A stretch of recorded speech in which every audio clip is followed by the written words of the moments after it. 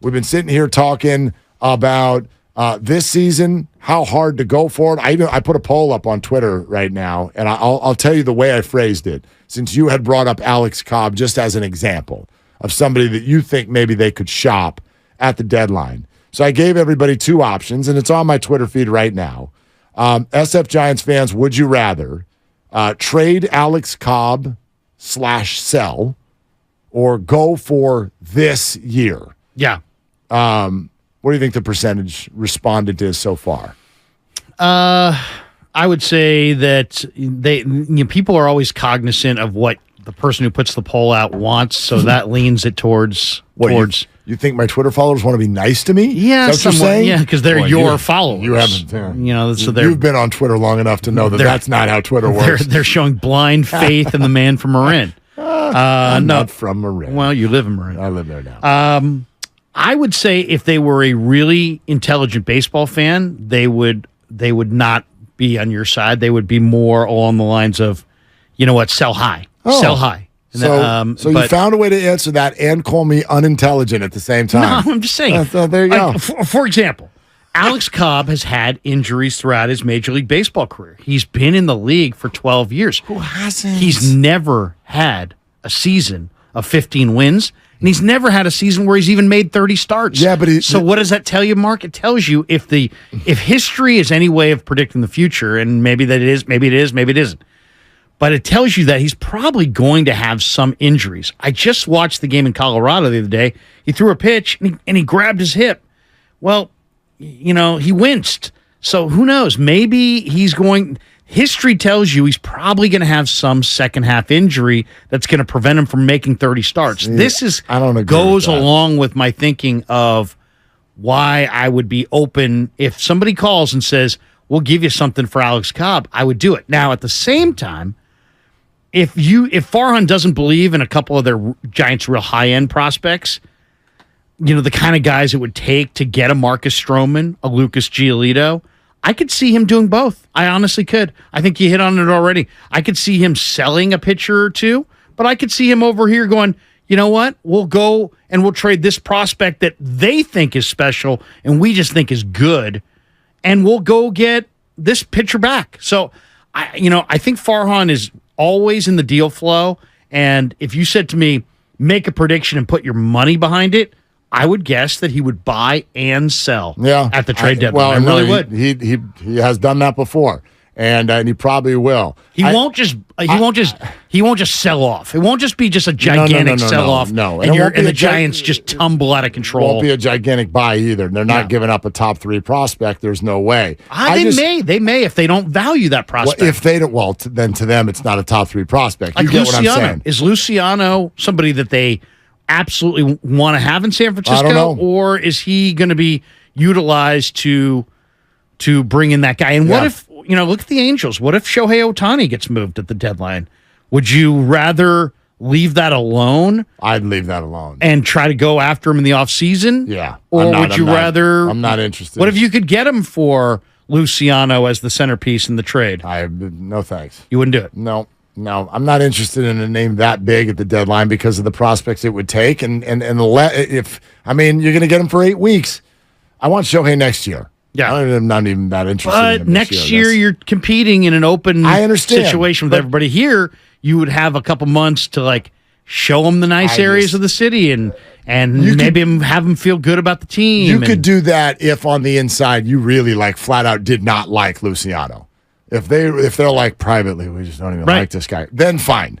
But I am not giving up anybody that you really like for 8 weeks of Ohtani to watch him then go sign with the Mets or the Dodgers. Right. I'm just not into it. And also that kind of falls in line with what I'm saying, which is I agree with Ned, who came on and said, don't get rid of anybody who's a big-time guy or who you think is even going to be a contributor, a significant contributor going forward. Don't do that. Even though you're starting to flirt with contention. I agree with that. I totally agree with that. John in San Francisco, you're on with Willard and Larry Krueger. Hey, John, what are you doing? Hey, can you guys hear me? Yeah, we got you. All right, yeah, I want to talk about free agents and how it's so good that the Giants avoided Carlos Correa. Go for it. No doubt. All right. I just feel like Carlos Correa is a good player. Don't get me wrong, but he's not one of these top of the line, A+ superstar guys. He has like career like 830 OPS or something, and there's no way I'm ever going to want to give that type of guy a 10+ year contract. I mean, you can look at. I mean, he's not performing right now, and you can look at it.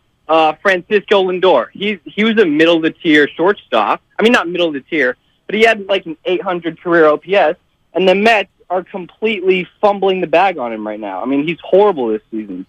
You look at Chris Bryant, the Rockies signed. I mean, he's washed. He's completely ridiculed with injuries. He's not doing anything for them. And then you see the Padres, they just signed Manny Machado to an 11-year deal. He's going to be on that team when he's 41.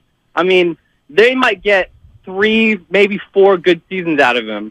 And then you're just stuck with the Miguel Cabrera treatment, where you get someone who's got 200 with a 600 OPS for the last 5 seasons. I mean, listen, what you're saying mathematically, and John, thank you.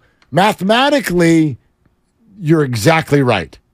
The bottom line is these mega deals usually don't work out great.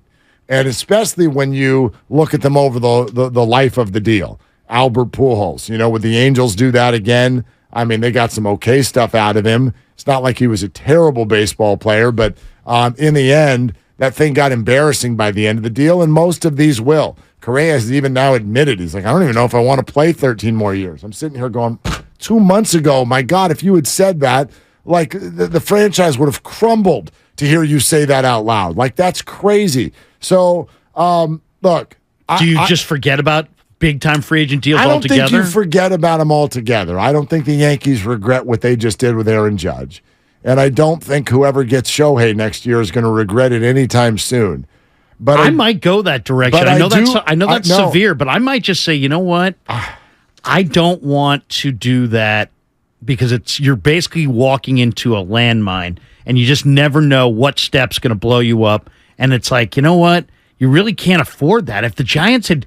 Can you imagine if we're sitting there with 210, Carlos Correa, with 12 more years on a $350 million commitment? You would hate it. I mean, it would be a disaster. It would hang over the franchise in the worst way. It might just be better to pour all that money into the farm system and just kind of swear off that angle. I mean, I'm looking at the free agent list this year: Max Scherzer, Shohei Ohtani, Marcus Stroman, Javi Baez, Josh Donaldson, Joey Votto. I mean, these are all older players. You like the Mookie Betts deal?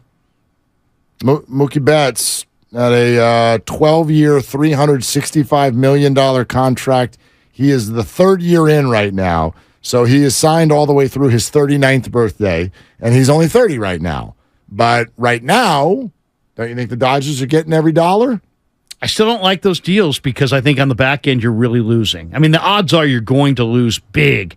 I think it's risky. I think it's really risky. I agree with you. I'm not gonna write them off completely, but I do agree, and self-included, we got way too excited about that stuff. We get too wooed by all of that stuff because it is usually a bad bet. And I think that's kind of been Farhan's point all along, even though they've gone after a bunch of them. So, that's relevant to Shohei.